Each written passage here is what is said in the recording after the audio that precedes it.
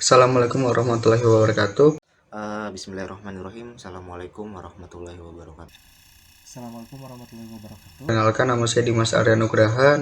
Nama saya Muhammad Arfani. Perkenalkan, nama saya Hilmi Habib Askar. Nama saya Asep Karyana.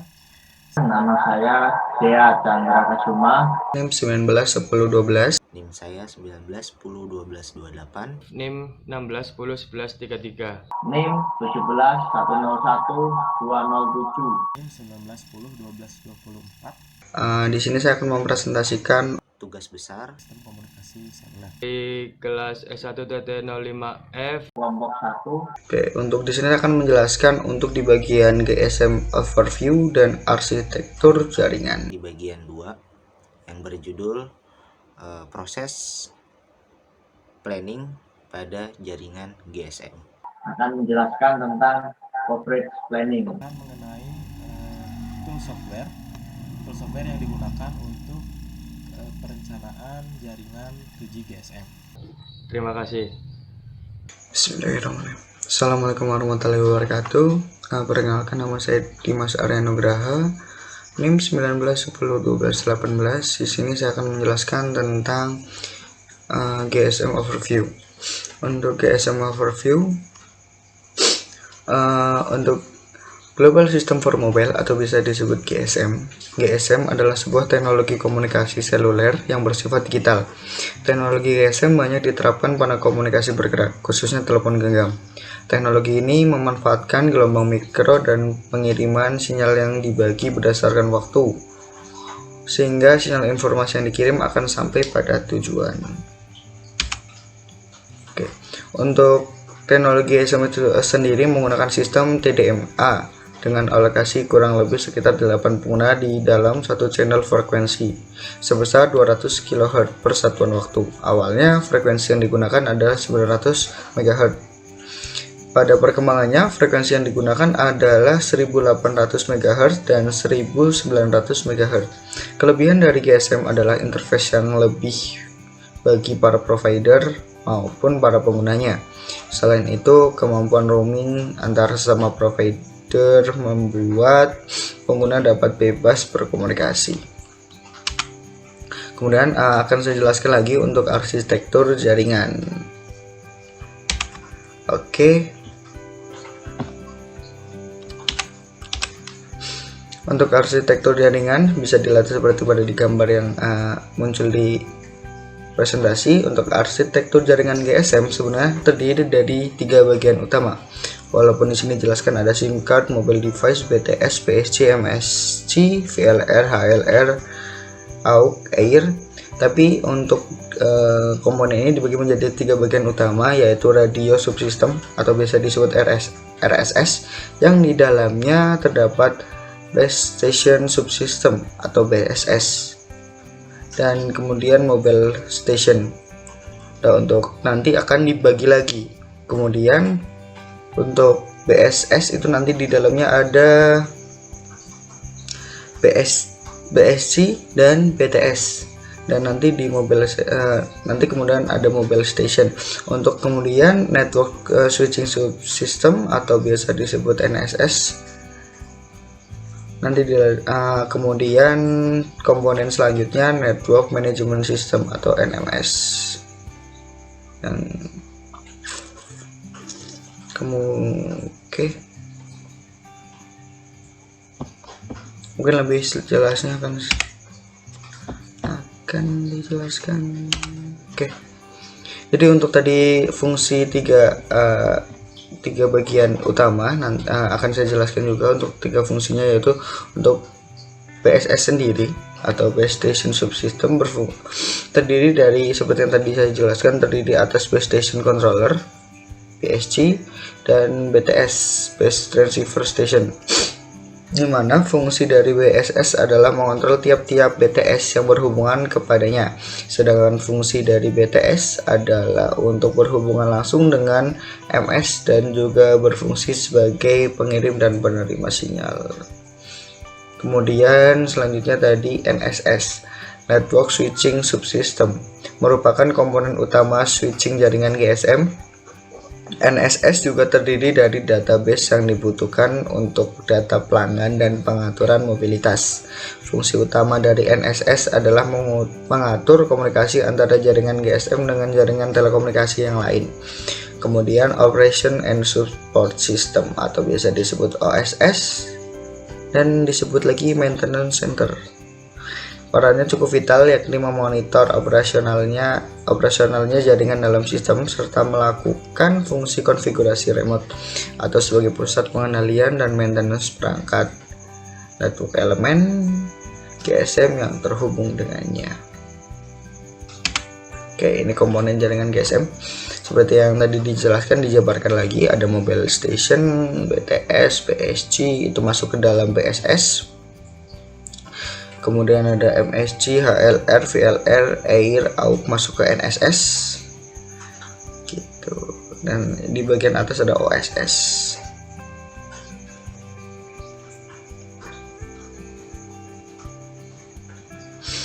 Mungkin akan saya jelaskan lagi untuk mobile station. Di paling kiri yang gambar telepon. Mobile station adalah perangkat yang mengirim dan menerima sinyal radio. Mobile station dapat berupa mobil handset atau personal digital assistant PDA. Mobile station terdiri dari mobile equipment ME dan subscriber identity module SIM. ME berisi transceiver radio, display, dan digital signal processor. SIM digunakan agar network dapat mengenali user. Jadi untuk SIM ini seperti yang banyak provider digunakan, Telkomsel, Indosat, dan lain-lain. Kemudian untuk ini yang tadi saya jelaskan untuk bagian mobile station di sebelah kiri, paling kiri gambar telepon. Nah, kemudian di bagian BSS yang tadi terdapat dua, BTS dan BSC. BTS merupakan perangkat pemancar dan penerima yang memberikan pelayanan radio kepada mobile station. Atau MS, dalam BTS terdapat kanal traffic dan kanal kontrol yang digunakan untuk berkomunikasi. Kemudian untuk BSC atau Base Station Controller merupakan pusat kontrol sejumlah BTS yang berada di bawahnya yang mengatur traffic antara MSC dan BTS, mengatur sumber radio dalam pemberian frekuensi untuk setiap BTS, dan mengatur handover ketika mobile station melewati batas antar sel. Kemudian untuk di kelompok yang NSS, di kelompok NSS itu ada Mobile Switching Center MSC. MSC didesain sebagai suite ISDN atau Integrated Service Digital Network yang dimodifikasi untuk aplikasi seluler. MSC juga dapat menghubungkan jaringan seluler dengan jaringan fixed. Kemudian ada HLR, Home Location Register, merupakan database yang berisi data pelanggan yang tetap. Data tersebut diantaranya fitur-fitur pelanggan serta informasi mengenai lokasi terakhir atau update keberadaan pelanggan melalui proses location updating secara reguler. Tadi ada HLR, terus selanjutnya ada Authentication Center AUX, ada di sebelah kanan. AUX berisi database yang menyimpan informasi rahasia yang disimpan dalam bentuk format code. AUX digunakan untuk autentifikasi pengguna jaringan yang sah, mencegah semua pelanggan melakukan kecurangan. Kemudian ada Visitor Location Register VLR. VLR merupakan database yang berisi informasi sementara mengenai pelanggan, terutama mengenai lokasi dari pelanggan pada cakupan area suatu MSG. Dan yang terakhir itu ada Equipment Identity Register atau biasa disebut EIR, merupakan database yang berisi suatu daftar valid mobile equipment pada jaringan. Setiap mobile station diidentifikasi dengan International Mobile Equipment Identity atau biasa disebut IMEI. Dari saya untuk presentasi saya cukupkan, nanti akan dilanjutkan oleh rekan-rekan saya. Terima kasih atas perhatiannya. Wassalamualaikum warahmatullahi wabarakatuh. Oke, bismillahirrahmanirrahim. Pada kesempatan kali ini adalah bagian yang ketiga yaitu bagian proses planning pada jaringan GSM. Ini kita lanjut.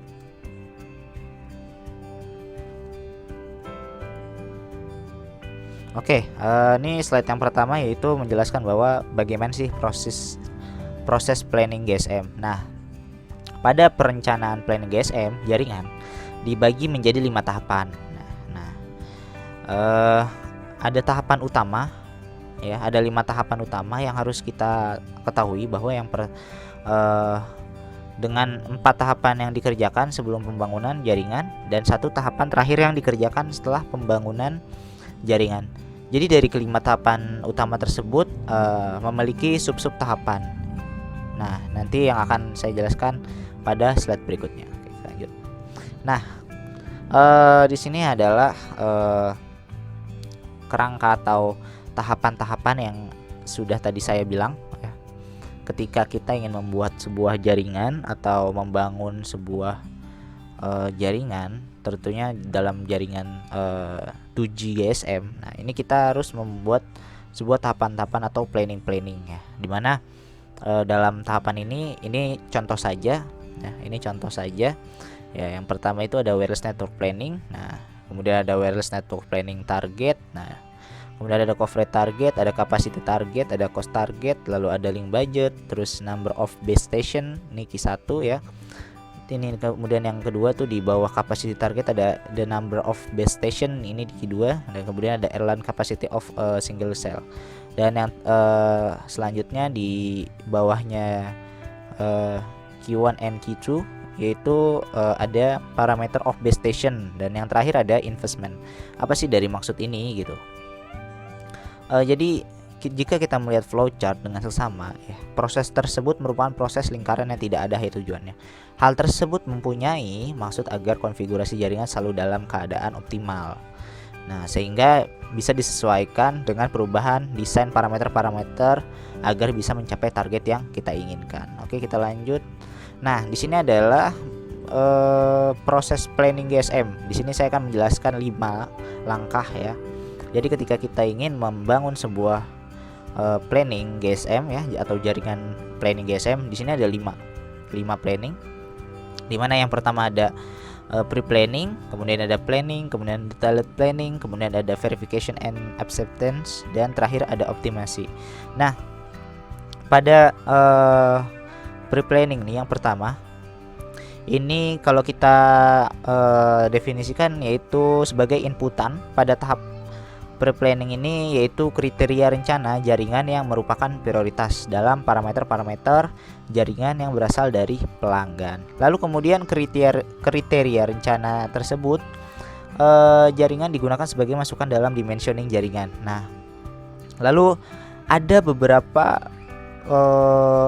beberapa tahapan atau beberapa kebutuhan dalam pre-planning ini.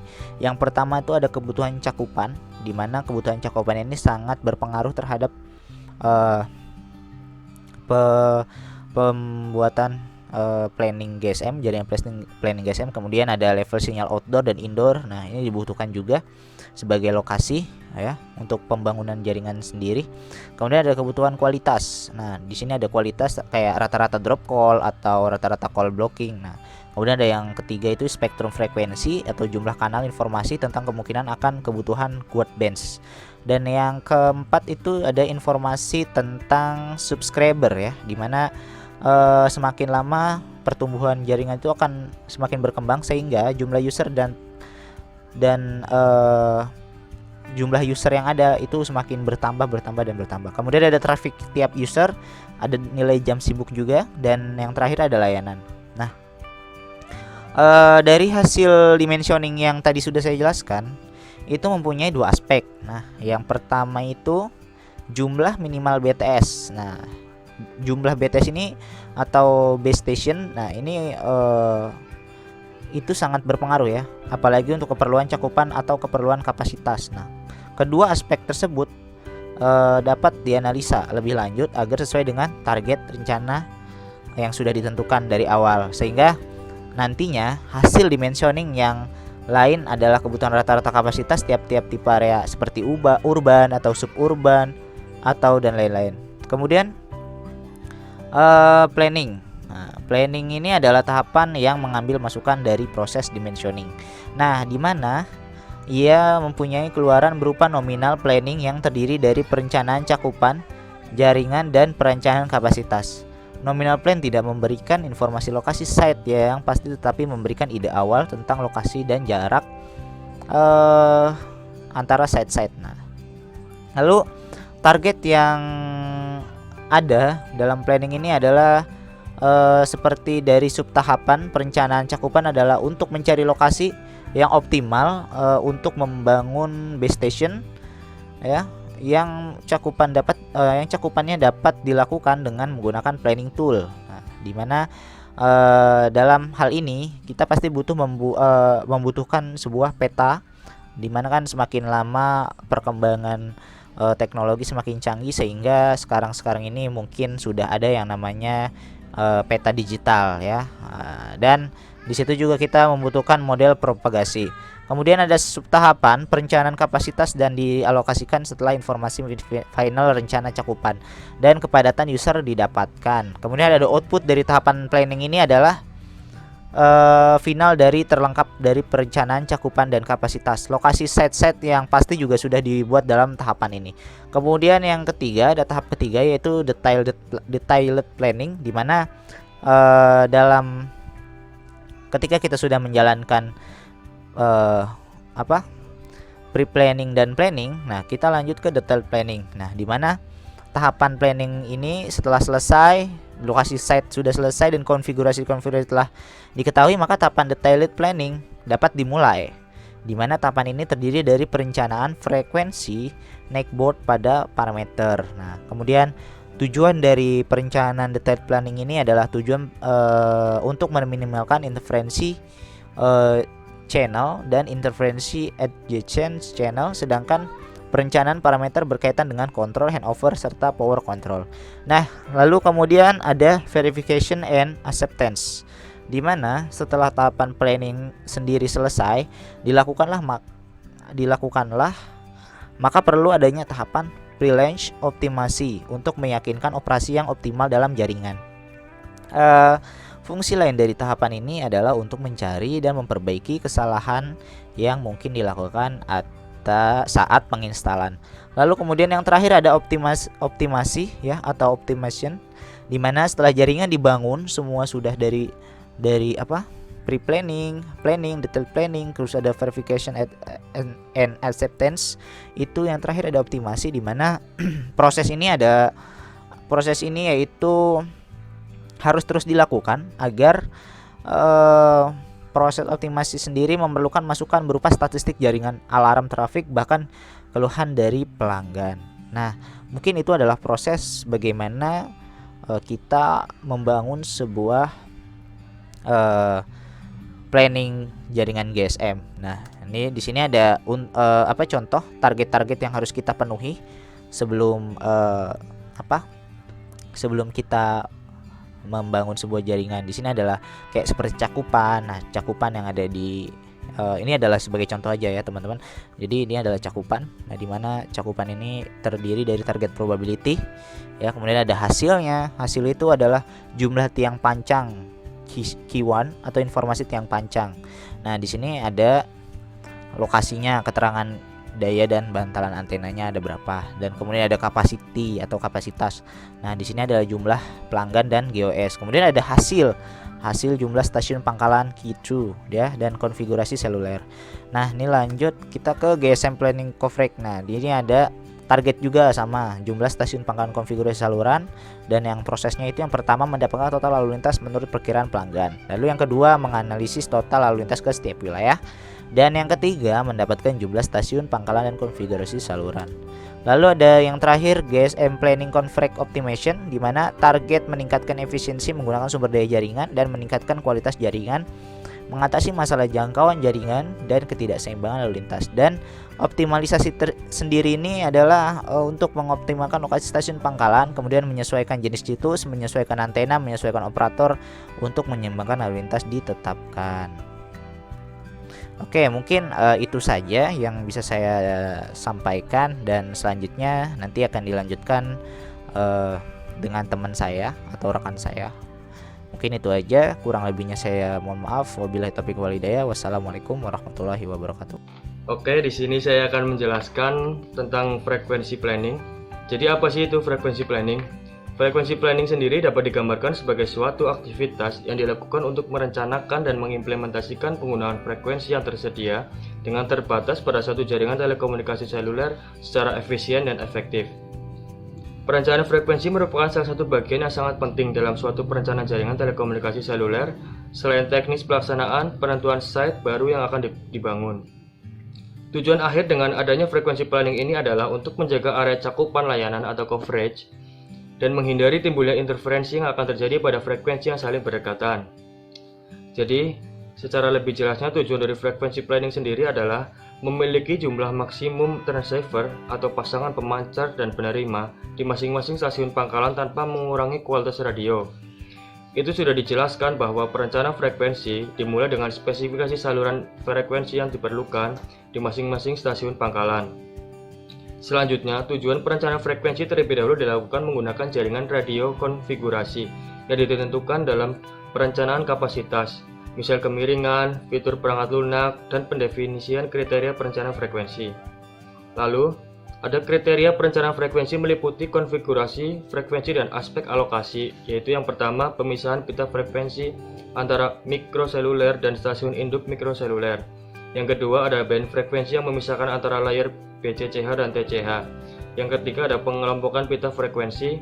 Yang keempat, ada faktor penggunaan kembali frekuensi yang berbeda untuk BCCH dan TCH lapisan. Lalu di dalam frekuensi planning terdapat lagi ada beberapa bagian yang sangat penting juga, yaitu frekuensi hopping. Frekuensi hopping sendiri dapat mengurangi pengaruh dan berbagai macam kuat sinyal yang disebabkan oleh relay fading. Efek yang ditimbulkan ini dapat disebut sebagai frekuensi diversity. Relay fading merupakan fading yang sangat dipengaruhi oleh frekuensi. Hal ini disebabkan karena fading yang terjadi di lokasi-lokasi yang berbeda mempunyai frekuensi yang berbeda-beda pula. Oleh karenanya, mobile subscriber yang menggunakan frekuensi hopping tidak akan menerima fading yang dapat datang dengan waktu tempuh yang lama. Oke, lalu yang kedua ada frekuensi reuse.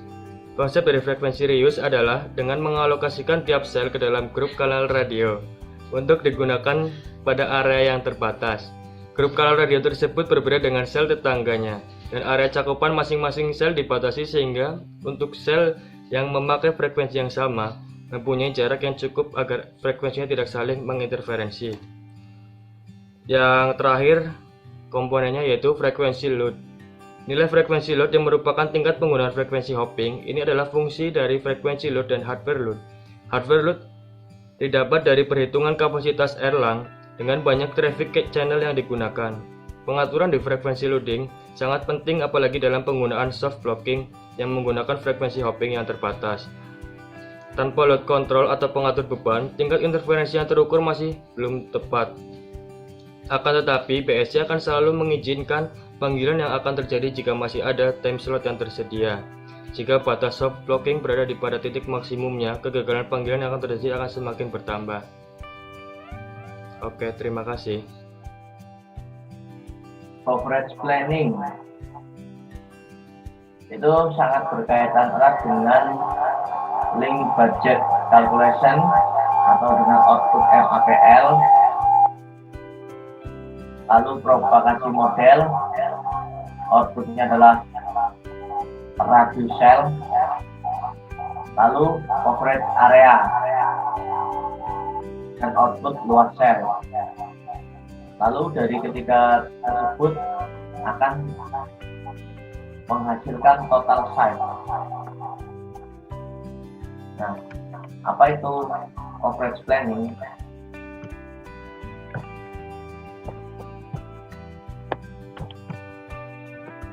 Coverage planning merupakan suatu perencanaan dalam pembangunan jaringan di suatu wilayah tertentu yang objeknya berupa luas wilayah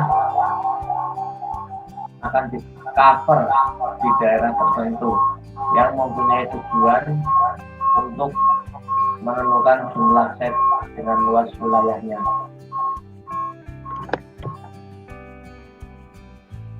Lalu tujuan dari coverage planning yaitu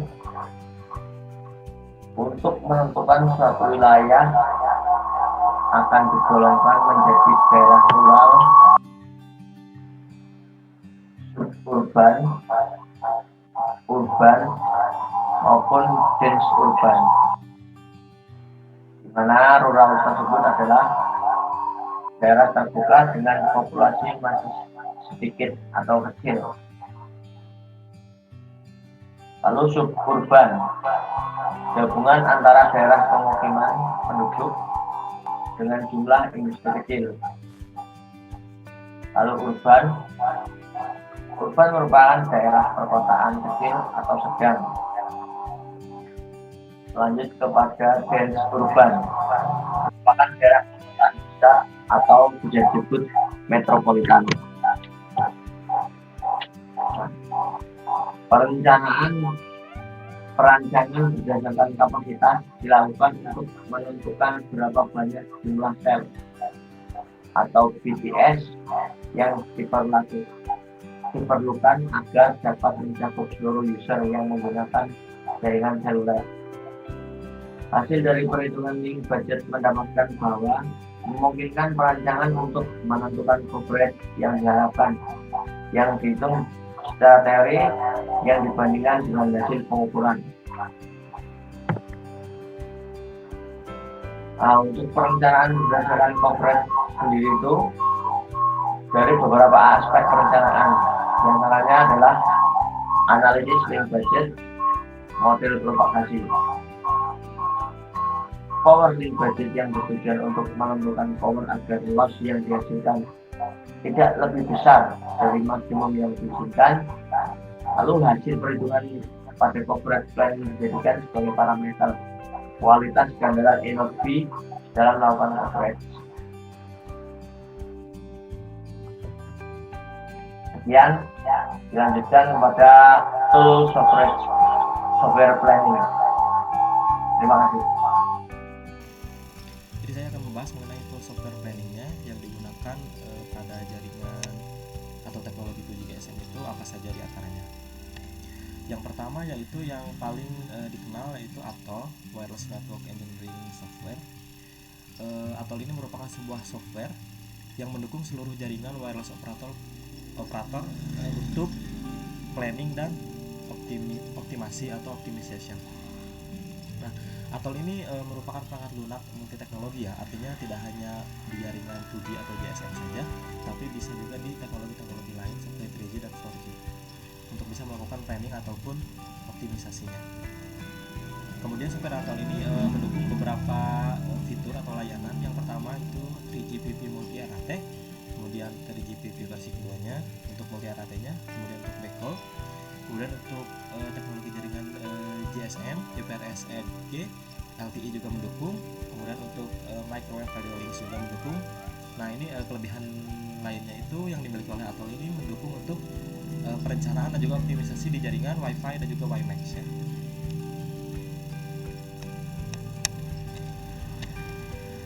Nah kemudian di sini ada 2G service planning dan analisis yang bisa dilakukan oleh software ATOL ini. Untuk khusus di jaringan 2G GSM ini setidaknya ada 4 fitur atau service planning dan analisis yang disediakan. Yang pertama itu downlink dan uplink coverage analysis. Jadi software ATOL ini bisa melakukan analisis coverage atau cakupan wilayah dari sisi downlink dan uplinknya. Kemudian untuk layanan selanjutnya yaitu GPRS, Edge atau Edge Evolution, Coding Sense and Throughput. Jadi di sini bisa menyimulasikan skema-skema untuk coding di jaringan 2G GSM atau teknologi 2G GSM. Kemudian selain itu juga bisa melakukan yang namanya analisis interferensi ya, dan juga bisa melakukan yang pastinya QoS analisis. Jadi di sini bisa melakukan analisis QoS secara lengkap untuk software ATOL ini. Nah ini merupakan contoh tampilan dari software ATOL yang biasa digunakan. Di sini terlihat ya ada beberapa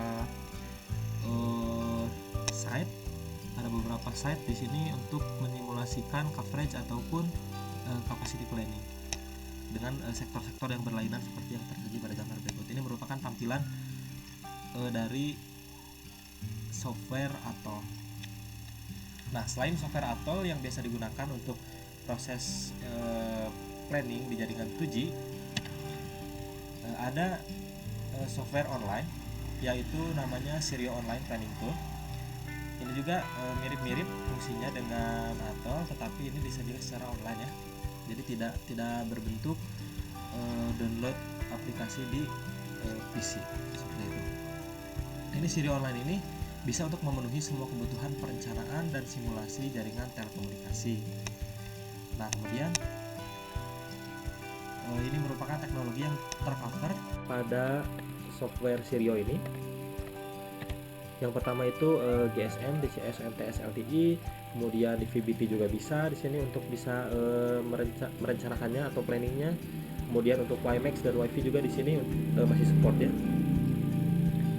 Nah, tool Sirio ini gratis, tetapi ketika kita ingin melakukan atau kita ingin terlihat lebih profesional dengan beberapa fitur tambahan yang tentunya tidak ada di versi gratis, maka kita harus membayarnya seperti itu. Tapi untuk tool gratisnya saja ini udah sangat powerful ya untuk bisa melakukan perencanaan di Sirio Online Planning Tool.